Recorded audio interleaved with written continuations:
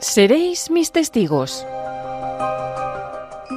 Una conferencia pronunciada por Monseñor José Ignacio Munilla en el segundo Congreso Nacional de 40 días por la vida, cuyo lema fue el título de esta conferencia: Seréis mis testigos.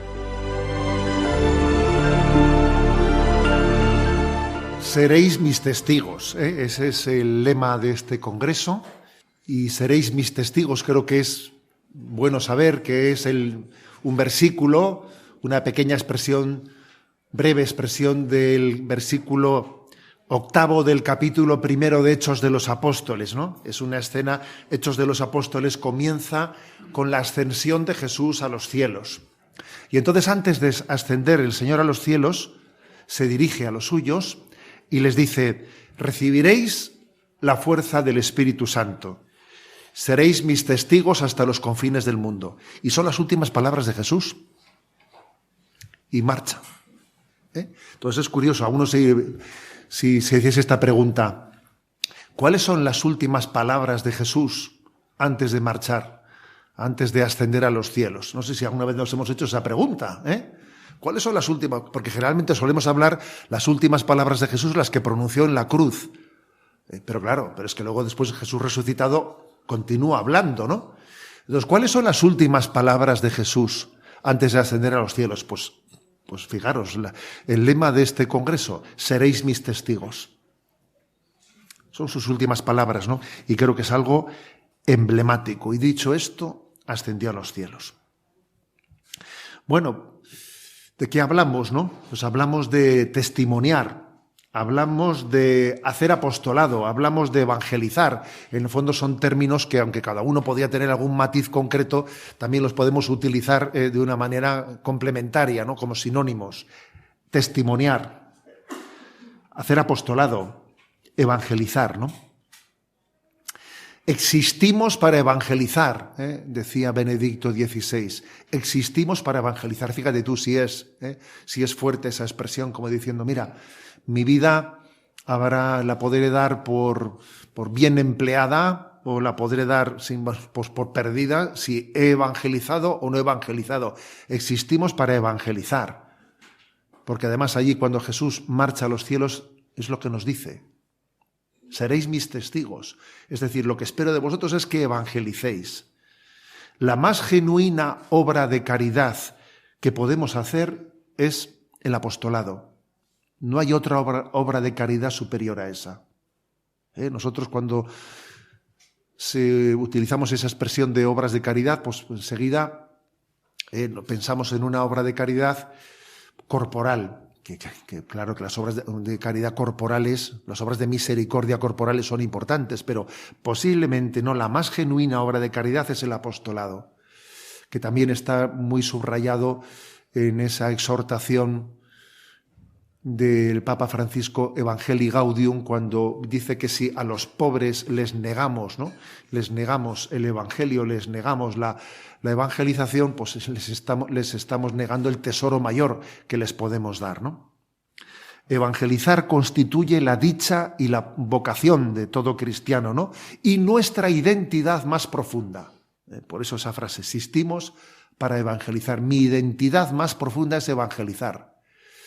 Dios me cruza con muchas personas en esta vida y ojalá yo pueda ser instrumento, pues, para que se acerquen a Dios. Nos cruzamos con personas, nuestras vidas se entrelazan, y cuando nos presentemos delante de Dios, igual uno tiene que decir: pues mira, pues tú no te diste cuenta, pero a ciertas personas les acercaste a Dios, les les adelantaste en su camino. Bien, esto es como nuestro punto de partida: seréis mis testigos. Creo que para llevar adelante esto para entenderlo adecuadamente, tenemos que conjugar dos claves, dos dimensiones. Dios nos dio dos orejas, ¿no? Dos orejas. Creo que una de ellas la hemos recibido para sintonizarla con Dios, para ser el discípulo amado que reclinó su cabeza sobre el costado de Cristo y escuchó a Cristo. Y la otra oreja también se nos ha dado para ponerla en el mundo y para escuchar los gritos de sufrimiento de este mundo. Tener la capacidad de acoger la revelación de Dios, de escucharlo, y al mismo tiempo estar atento, tener la sensibilidad de acoger el grito de los que sufren, ¿no? Ambas cosas tienen que ser integradas. Evangelizar es integrar esas dos cosas. Seréis mis testigos, es integrar ambas dimensiones. Las dos tienen que estar bien integradas, equilibradamente, ¿no? Porque por una parte, el testimonio es una iniciativa de Dios. El apostolado es una acción instrumental de Cristo. Es una acción instrumental. Por ejemplo, yo ahora mismo estoy haciendo una acción instrumental de Cristo. Soy un instrumento suyo. A ver, si el instrumento, ¿no? Si el lápiz se pensase que es él el autor del libro, ¿a dónde vas? Pero es que es así, ¿no? Cuando Madre Teresa de Calcuta formuló aquella famosa expresión que decía, yo solo soy un lápiz, solo soy un lápiz que escribe una carta de amor de Dios al mundo. No podía haber sido más precisa, fíjate bien. No podía ser, aunque a veces también yo digo un poco en plan así, en plan de un poco de tono de humor, que hay lápices más afilados y menos afilados, ¿no? Bueno, entonces ese lápiz estaba muy bien afilado, hay que decirlo, ¿no? Pero lo importante no es eso, fíjate, lo importante es verdaderamente, tú eres consciente de que lo que tú haces es una acción instrumental de Cristo, es una acción instrumental. Esa conciencia viva es clave. Eso supone una expropiación del propio yo que se ofrece a Cristo, y esta es la condición fundamental de que podamos ser evangelizadores. Yo lo evangelizo desde mi yo. Evangelizamos presentando ante el mundo la luz de Cristo. Esa es la clave. Miramos también a San José, porque en San José vemos como esa paternidad apostólica que Dios nos da. Dios te da una paternidad apostólica de algo que tú no engendraste. Ese es José. Yo creo que eso nos identifica mucho en nuestra vocación. A ver, la gente a veces los sacerdotes se nos llama padres, ¿no? El mundo necesita una paternidad. Necesita una maternidad. Bien, pero lo propio, la imagen de San José es muy interesante porque se te da una paternidad sobre lo que tú no has engendrado y tienes todavía una conciencia de ser instrumento de Dios que nos tiene que configurar en la vida. Pero decía que son dos orejas. Esa es una oreja para escuchar esa llamada de Dios que nos asocia a Él, y que antes de ascender a los cielos te dice, seréis mis testigos, y por otra parte, tener la sensibilidad suficiente para escuchar el grito de este mundo y acogerlo en nuestro corazón, sufrir con Cristo que veía las multitudes y se daba cuenta que estaban como ovejas sin pastor y diciendo, madre mía, menuda desorientación, menudo sufrimiento, menudo caos, cuánto se sufre en este mundo, ¿no? Por no haber descubierto la luz de Dios y por no acogerla. Entonces, pues, creo que esta es la segunda dimensión. La segunda dimensión es la sensibilidad hacia lo que pasa en este mundo. Nuestra espiritualidad no es evasiva, no es alienadora, que te aliena pues, de la realidad, del sufrimiento de la vida. Nuestra espiritualidad está lejísimos de ser alienante, como decía Carlos Marx, ¿no? No es cierto. Nuestra espiritualidad todavía nos hace más atentos a lo que pasa en este mundo. Porque no hay ningún problema en este mundo que en el fondo no encierre la cuestión religiosa. Y los problemas económicos también, te digo yo, que detrás de los problemas económicos en última instancia está la cuestión religiosa, de abrirse o cerrarse al don de Dios. Detrás de todo problema humano, en el fondo está latiendo el abrirse o cerrarse, ¿no?, a la revelación de Dios. Entonces, sufrimos con el mundo, Sufrimos y podemos decir, ¿no?, con San Pablo, ¿quién llora sin que yo no llore con él? ¿Y quién ríe sin que yo no ría con él?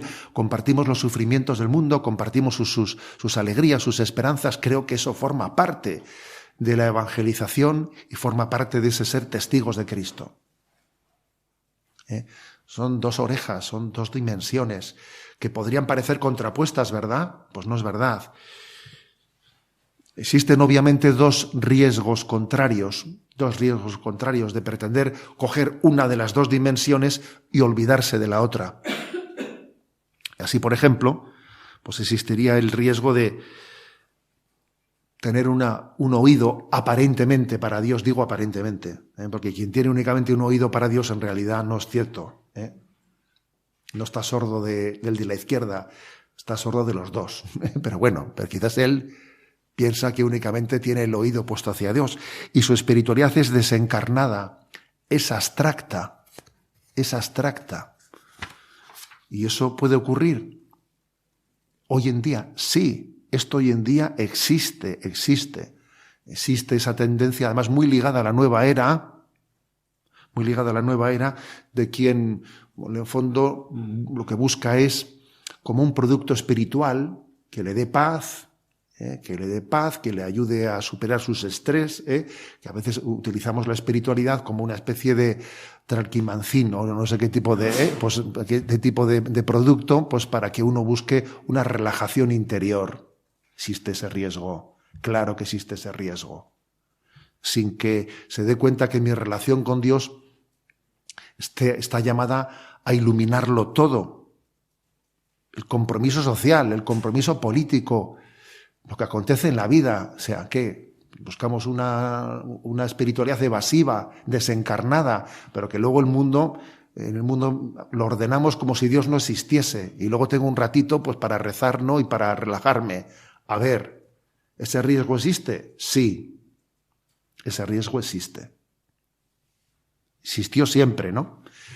Y quizás en este tiempo existe quizás con un influjo de nueva era todavía superior, de nueva era, pues que busca espiritualidad sí, religión no. Yo lo que quiero pues es hablar de lo trascendente para relajarme. Tengo puesto ahí un oído, pero estoy desconectado del sufrimiento del mundo, ¿no? Y existe el riesgo contrario, también existe, claro. Existe el riesgo contrario de quien tiene puesto su oído, su oreja la tiene puesta en el mundo, aparentemente no está sensibilizado de todas las injusticias que existen en el mundo. Él siempre, por cierto, se verá como el que padece las injusticias, nunca se verá como el que las comete, generalmente quien tiene esa sensibilidad social, pero en el fondo es como una mundanización, o sea, vive una encarnación desespiritualizada. Inconsciente, mejor dicho, ¿no? Pues ocultando, dejando a un lado el que detrás del sufrimiento del mundo, en el fondo, está el rechazo de la revelación de Dios. Y esa tendencia a hacer de la evangelización a veces una especie de acción meramente horizontalista social, está aquí también presente. La reducción de la Iglesia a una ONG está aquí presente también. Pues, que es si queréis, el peligro contrario del anterior. Pues una acción social en la que renunciamos a evangelizar explícitamente y nos dedicamos a ser pues agentes sociales. Agentes sociales. También existe este segundo riesgo. Vaya que sí existe. Vaya que sí existe. Es el riesgo de una iglesia secularizada, que incluso se piensa que en la medida en que nos adaptamos al mundo nos va a ir mejor, porque me van a aceptar mejor. Pues es lo que está pasando, pues por ejemplo, pues en la iglesia alemana, diciendo, pues mira, nosotros nos adaptamos, hacemos un estudio sociológico. ¿Cómo piensa el mundo? Bueno, pues este es un signo del espíritu. El mundo va por ahí, es un signo del espíritu, y entonces asumimos su sensibilidad. Madre mía, tú lo que has hecho ha sido poner poner tu oído en el mundo y hacer de ello como si fuese la revelación de Dios. No, la revelación de Dios está en el otro oído, ¿eh? Tú te has equivocado de oído, claro. Tú has asumido como si fuese la revelación de Dios, los signos de los tiempos, la mundanización del mundo, esa deriva del mundo que se está apartando de Dios, y tú juzgas que son los signos de los tiempos que tenemos que asumir. No. Tú has dejado de tener la oreja, el oído bien afinado en el otro lado, en el que escuchases la revelación de Dios, ¿no? Y entonces existe también este riesgo, que es una especie de mundanidad espiritual, una mundanidad, ¿no? Asumes todos los presupuestos del mundo. Entonces la clave está en integrar ambas cosas. Hay que integrar estas dos dimensiones, esos dos oídos que están puestos en el corazón de Dios y en el sufrimiento del mundo. Integrarlo. Hay que estudiar a fondo en qué consiste esta nueva evangelización, ver su alcance, su contenido doctrinal e implicaciones pastorales, determinar los métodos apropiados para los tiempos en los que vivimos, buscar una expresión que la acerque más a la vida y a las necesidades del hombre de hoy, sin que por ello perdamos para nada la identidad y fidelidad a la doctrina de Jesús y a la tradición de la Iglesia. Esto es integrar ambas cosas, claro. Esto es integrarlas. Decía Pablo VI, ¿no? El Evangelii Nunciandi decía: no hay evangelización verdadera mientras no se anuncie el nombre, la doctrina, la vida, las promesas, el misterio de Jesús de Nazaret, Hijo de Dios. A ver, la evangelización tiene que llegar a anunciar explícitamente a Jesucristo. No únicamente realizar unas obras sociales en nombre de Él, sino anunciarle explícitamente. Quienes dejan de priorizar la evangelización directa y explícita es como si pretendiesen vendimiar sin cuidar la viña. Mira, es que para poder vendimiar tienes que haber cuidado la viña. Para poder vendimiar tienes que haber hablado de Cristo. Si no hablas de Cristo, ¿cómo vas a vendimiar después, no? Entonces, ¿no? Nosotros creemos que la evangelización no es una mera filantropía. La filantropía sería dar piedras a los hijos que piden pan. Yo a quien pide pan no le puedo dar piedras. Y eso pasa con la filantropía. Cuando uno renuncia a evangelizar para dar únicamente una cierta ayuda humanitaria, pero no doy explícitamente a Jesucristo, le estoy dando piedras a quien en el fondo me pide pan, porque me pide plenitud, me pide la totalidad, ¿no? Bien, por lo tanto, fijaros bien, yo creo que en ese seréis mis testigos tenemos que subrayar la importancia del testimonio. La importancia del testimonio. Que el testimonio integra dos facetas. Aquí también hay de nuevo dos facetas, porque es verdad que lo propio de la verdad católica es el equilibrio de integración. Alguien dijo que lo que más caracteriza la doctrina cristiana es el et copulativo latino, el y. Esto y lo otro, y hay que integrarlo. O sea, integrar también la palabra y la vida y el ejemplo, fe y obras. Fe y obras, palabra y vida, que tienen que ser integradas, ¿no? Y decía Pablo VI, en Evangelii Nunciandi, que el hombre contemporáneo escucha mejor a quienes dan testimonio que a quienes enseñan. O si escucha a los que enseñan, es porque dan testimonio. Eso es así, eso es obvio, Entonces, pues ahí hay una dicotomía, ¿no?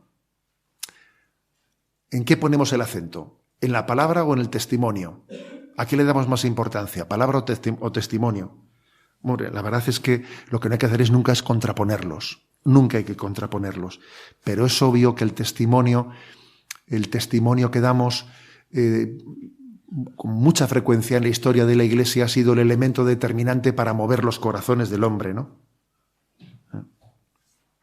Enrique Rojas, le escuché en una ocasión una expresión que me impactó y decía: hoy en día hay muchos profesores pocos maestros y escasos testigos, decía. Me llamó la atención esa triple distinción. Decía, muchos profesores, claro que tienes el título, pero pocos maestros, porque ser maestro ya es otra cosa. Ser maestro ya es estarle a una persona acompañándola para ayudarle a ir a crecer, ¿no?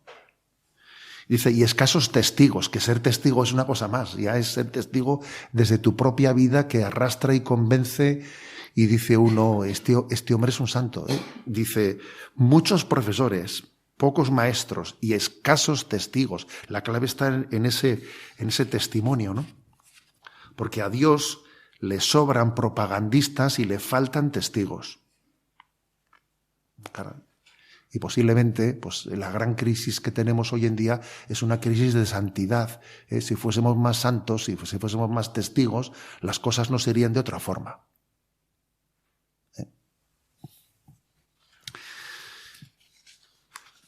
Subrayemos esto, ¿no? De una manera creo que es muy, muy, muy clave. Le escuché también a Olegario González de Cardedal, pues es un conocido teólogo. Le escuché en una conferencia que dio, una cuádruple distinción. Bien, es verdad que nos la decía los obispos, pero bueno, yo pienso que esto es aplicable a todo el mundo. Y él decía que hay como 4 dimensiones de la autoridad. 4 dimensiones. La potestas, la paternitas, la fraternitas y la autoritas. ¿No? Entonces decía, en primer lugar, una es la potestas, que se refiere a tu capacidad decisoria. Tienes una potestad y tienes que ejercerla. A ver, aquí me han dado una responsabilidad y hay que decidir. Esa es la potestas, la potestad, ¿no? Pero está también la paternitas que se refiere al oficio de generar vida y hacerla crecer. O sea, tener la paternidad es una paternidad espiritual en la que tú ayudes a crecer, ayudes a crecer a las personas. Está la fraternitas, que se refiere a compartir tus responsabilidades con los demás, porque Dios nos ha creado en una familia, entonces las cosas no las hago yo solo, sino que comparto juego y ayudo a que entre todos seamos uno, es la fraternitas. Pero está la cuarta que falta, ¿no? Decía primera potestas, segunda paternitas, tercera fraternitas, cuarta dice autoritas, que la autoritas se refiere al testimonio de vida coherente y a tu competencia personal. La verdadera autoridad moral te la da eso. Y eso está más allá de tu potestad. Si tú tienes potestad, puedes tener mucha potestad, pero igual no tienes autoridad. Tienes potestad sin autoridad. En tiempos de Jesús ahí había muchos fariseos, sacerdotes que tenían potestad, pero no tenían autoridad moral. Jesús tenía autoritas, aunque no tenía potestas ante los judíos, ¿sabes? Por eso decían, ¿con qué autoridad habla? Aquí es más importante la autoritas que la potestad, ¿sabes? Entonces eso es muy importante, eso tenemos que cultivarlo. ¿Y eso cómo se hace? Pues eso es la vida de santidad. Si alguno se pensaba que yo iba a buscar a una invención nueva, que pierda la esperanza, porque esto es la vida de santidad, lo que la Iglesia ha predicado toda la vida de Dios. Bien, entonces, este es el status questionis, ¿de acuerdo? Este es el status questionis. Entonces yo voy a compartiros 6 claves para ser verdaderos testigos. 6 claves para ser, aunque he tenido esta introducción, pues un poco así más larga, pero ahora vamos a hablar concretando 6 claves para ser verdaderos testigos. La primera, integrar, acompasar palabra y testimonio. Ambas cosas hay que integrarlas. Palabra y testimonio e integrarlas. Es verdad que existe como un primado del testimonio en la vida cristiana. San Juan Crisóstomo llega a pronunciar una frase que igual es un poco exagerada, pero bueno, está dicha por San Juan Crisóstomo, con lo cual a sus pies nos postramos, ¿no? Entonces dice él, no sería necesario recurrir a la palabra si nuestras obras diesen auténtico testimonio. Quizás es un poco exagerado, pero es obvio por dónde apunta. Si nuestras obras diesen verdadero testimonio, pocas palabras iban a hacer falta, ¿sabes? Es obvio que nosotros evangelizamos por lo que somos antes de que por lo que decimos. Los signos que acompañan la palabra muchas veces son la llave de la evangelización. Esos signos que hacía Jesucristo. ¿Os acordáis de que en el Evangelio dice Jesús más de una vez: si no me creéis a mí, creed a mis obras? Eso lo dice Jesús en el Evangelio de San Juan. Si no me creéis a mis palabras, creed a mis obras. Claro, Jesús está subrayando que está haciendo signos para que el mundo crea, ¿no?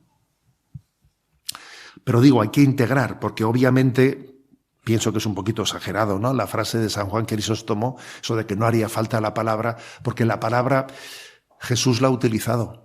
A ver, más santo que Jesús no habría nadie, obviamente, y Jesús utilizó la palabra y predicó a tiempo y a destiempo, y entonces la revelación vino por la palabra. Luego la palabra no, el testimonio no suple la palabra, sino más bien lo que hace es abonarla para que la palabra sea fecunda. Entonces Jesús se reveló a través de la palabra, ¿no? Por lo tanto, primer punto es integrar palabra y testimonio. Segundo, una vida íntegra en la que se equilibren todas las dimensiones, ¿no? Una vida de integridad, porque tenemos el riesgo de que cada uno subraye un aspecto de la vida olvidándose de otros.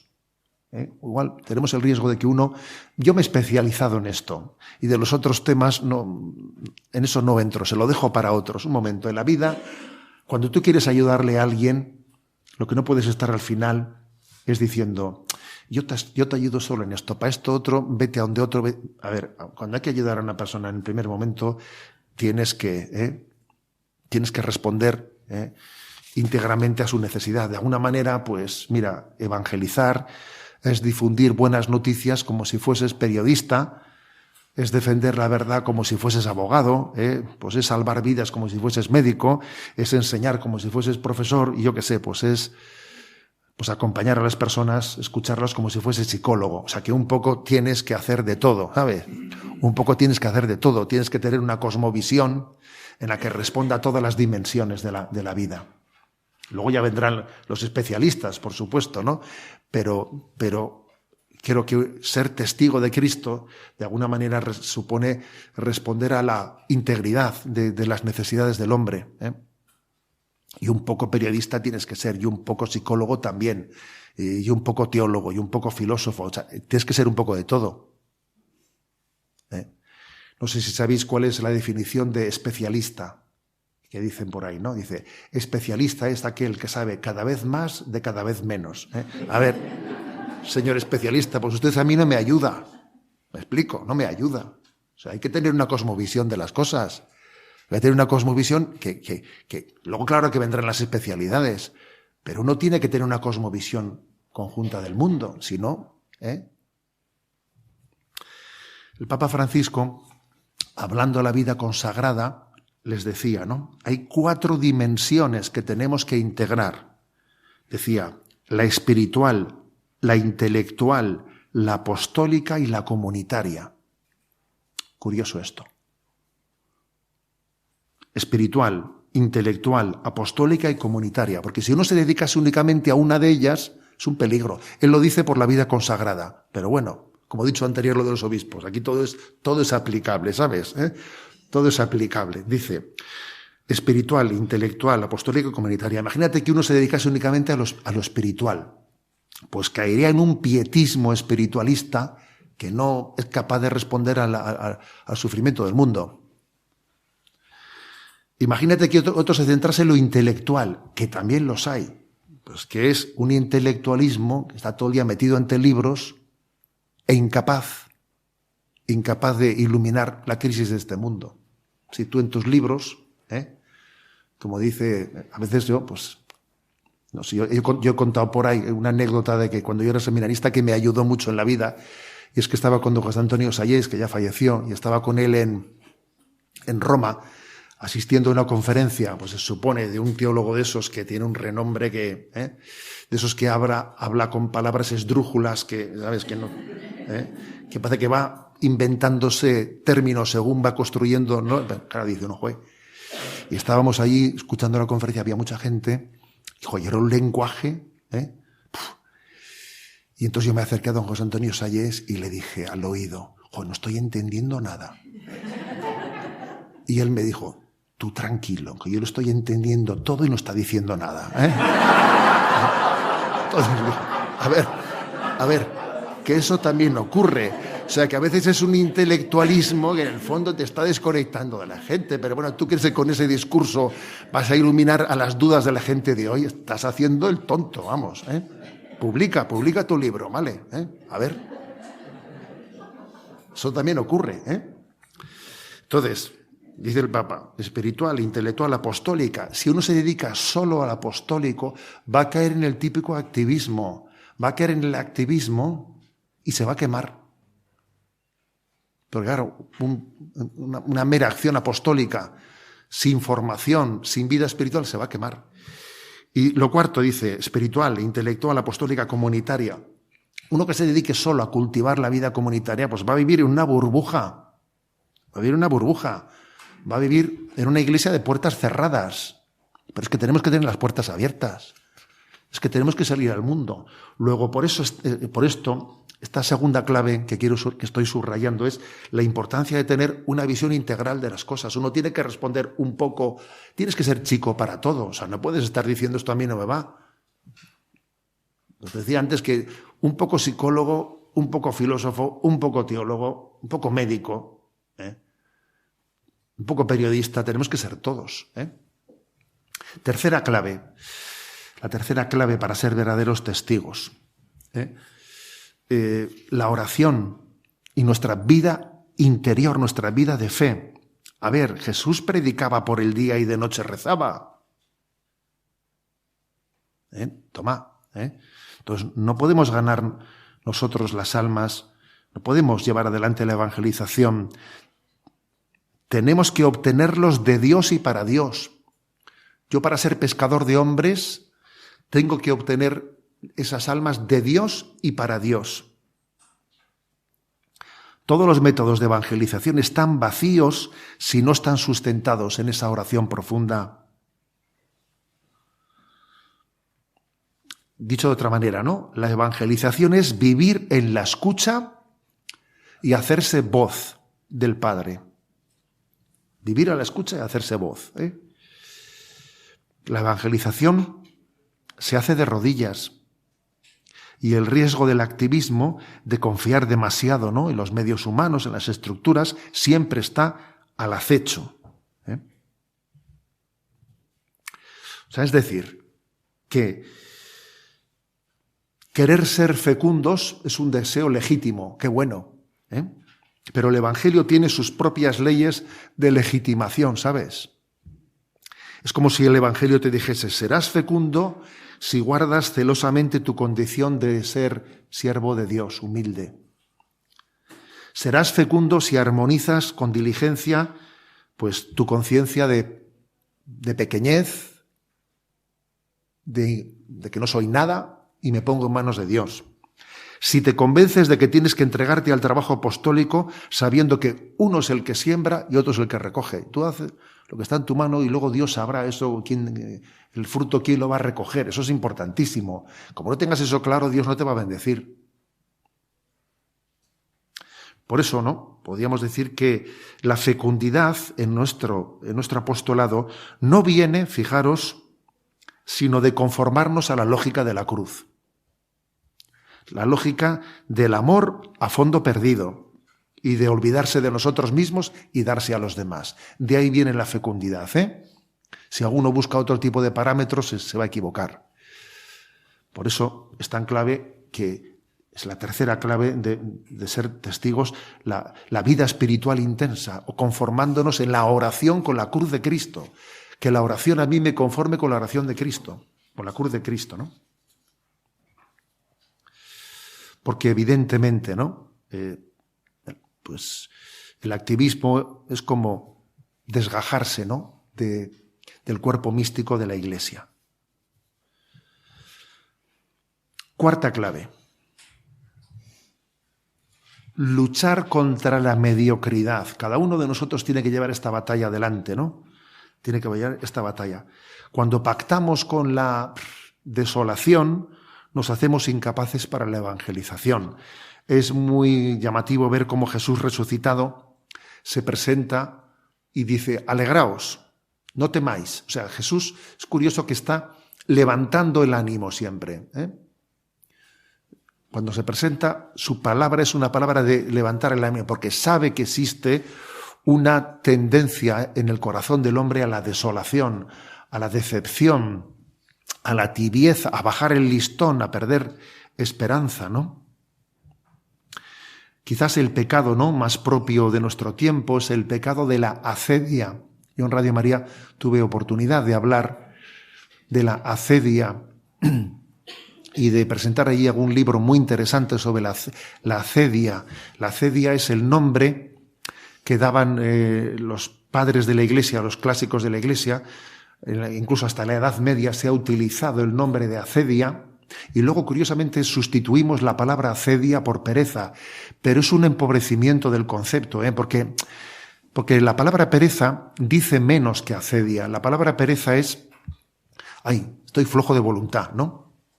Ya, pero la palabra acedia es más que eso. La palabra acedia es perder la esperanza, ¿sabes? Es perder el espíritu, que eso es más que pereza.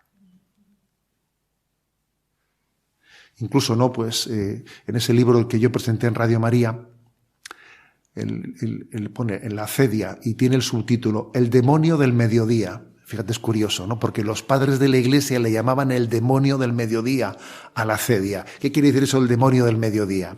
Quiere decir que cuando sale el sol, al principio, el sol, cuando está saliendo, mira qué rápido va, ¿eh? Claro, como está saliendo, lo ves cómo sale, ¿no? Cuando se está metiendo, dices: oh, fíjate qué rápido se mete. Sin embargo, cuando está por arriba, que va a la misma velocidad, por cierto, ¿no?, pero te parece que no se mueve, ¿no? ¿Sabes? Entonces los padres de la Iglesia decían: es que la tentación se presenta en nuestra vida cuando tú ya... Claro, cuando eres joven es difícil tener acedia, ¿sabes? Pero cuando llega el momento en el que tú tienes los 40, yo qué sé, ¿no?, que dices: bueno, a ver, esta batalla está siendo un poquito ya larga, ¿no? Y aquí no estamos sacando mucho provecho, yo no sé si voy para adelante o voy para atrás o qué es esto, ¿no? Aquí fruto, mucho no hemos sacado, ¿no? Entonces, ese es el momento en el que dice, ¿no?, dicen los padres de la Iglesia, pues que uno mira y dice: pues si el sol no se mueve, tú, esto va a ser siempre así, ¿eh? Me estoy cansando, ¿no? Me estoy cansando, ¿eh? Y entonces le llaman ellos el demonio del mediodía, ¿sabes? El demonio del mediodía, que es el cansancio, que es decir, que la desolación, es la falta de esperanza, ¿no? Y esa acedia, hay que estar muy atento a ella, ¿eh? Porque el maligno nos tienta de falta de esperanza, ¿eh? Y entonces ¿eso en qué se traduce? En mediocridad, ¿eh? En mediocridad, en tibieza. La acedia es un vicio antiapostólico que apolilla nuestro espíritu evangelizador, ¿eh? Dice el Apocalipsis, ¿no? No eres ni frío ni caliente. Ojalá fueses frío o caliente. Pero como no eres ni frío ni caliente, te voy a vomitar de mi boca. Joder, vaya versículo ese, ¿eh? Ese es un versículo del Apocalipsis. Madre mía. Entonces, a ver, quiere decir que la acedia es muy seria, ¿eh? Que es la mediocridad, ¿sabes? Es el pacto con la mediocridad. Yo hago un pacto diciendo: mira, vamos a ver si hacemos un pacto aquí, ¿no? Por lo tanto, ¿no?, se trata de estar en permanente estado de conversión. Yo creo que la salud espiritual se mide por la capacidad de estar en estado permanente de conversión. Uno es la segunda conversión, porque solemos identificar una primera conversión, pero hay una segunda conversión que en el fondo dura toda la vida. Quinto punto. quinta clave de ese ser testigos de Cristo, de ese testimoniar, la creatividad. La creatividad. Sí, en el fondo la creatividad apostólica es un test. Es un test que indica cuál es la intensidad de nuestra unión con Dios. El Espíritu Santo es creativo. Entonces yo creo que cuando uno está enamorado de Dios, su imaginación busca fórmulas. Busca fórmulas. Aquello de intellectus apretatus discurri que rabia, que decía, no, o sea, a ver, cuando uno dice, a ver, yo ya me dará Dios alguna fórmula de cómo llegar, de cómo hacerlo, y uno se pone delante de Dios y dice, Señor, muéstrame caminos nuevos, y vemos cómo en el seno de la Iglesia están surgiendo carismas nuevos que te sorprenden, de cómo alguien hace pues nuevas fórmulas de evangelización, que la verdad es que son muy imaginativas, algunas, muy imaginativas y muy potentes para llegar al corazón de los jóvenes, por ejemplo. Eso ¿cómo se explica? Creatividad, don del Espíritu Santo, ya te digo yo. Detrás de eso ha habido un don del Espíritu Santo, alguien que se puso delante del Señor, que hizo mucha oración, que dijo, ¿cómo hago yo? Y de repente pues surgió no sé qué fórmula de retiro para jóvenes que te deja sorprendido. Eso lo estamos viendo en la vida de la Iglesia, eso es creatividad.